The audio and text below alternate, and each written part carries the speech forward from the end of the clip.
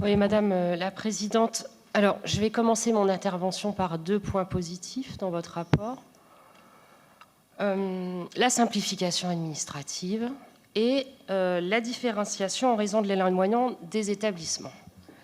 Alors, malheureusement, quand j'ai fait le positif, maintenant, je vais vous dire ce qui nous gêne au groupe socialiste et démocrate. Donc, ce rapport sur l'action éducative, pédagogique et civique de la région dans les lycées est présenté, je dirais malheureusement, comme la conséquence, la déclinaison et la mise en application de la charte des valeurs de la France proposée par ailleurs à cette assemblée plénière.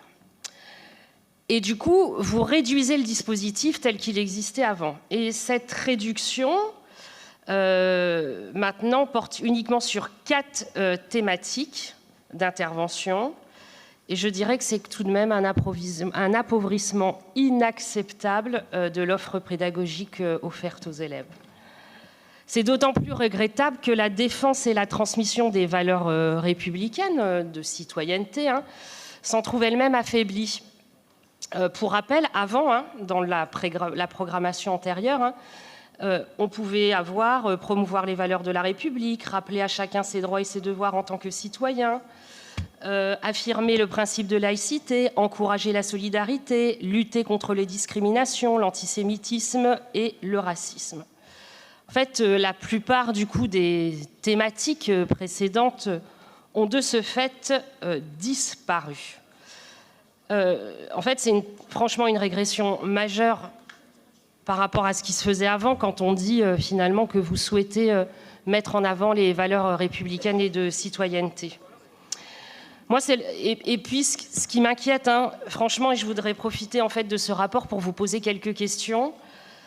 Je regrette, par exemple, que la thématique culture se limite finalement à notre patrimoine historique ou entrepreneurial, et que je fais le lien finalement, par exemple, avec le rapport que l'on va voir plus tard ou demain sur le fonds d'acquisition des œuvres culturelles.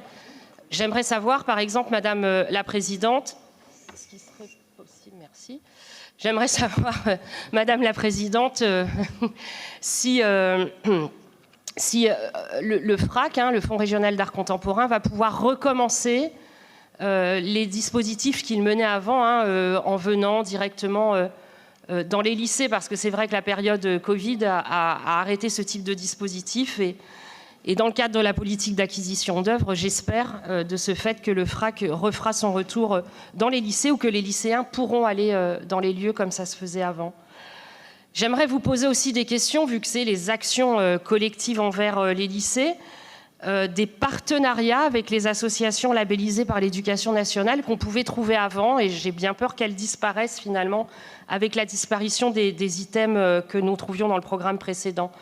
En fait, quid des programmes des partenariats avec le planning familial, SOS homophobie, la FEV, l'AMPA, ATD Carmonde, Solidarité Femmes, les Francas, le GENPI, les Petits Débrouillards, la LICRA, la LPO, Unicité, et je pourrais en citer bien d'autres associations labellisées par l'Éducation nationale.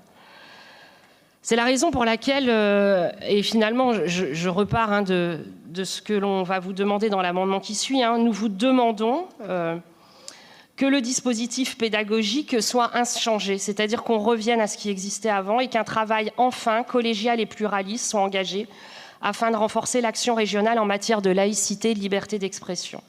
Et nous demandons surtout que ce dispositif ne soit pas limité. Merci beaucoup, Madame Aubois.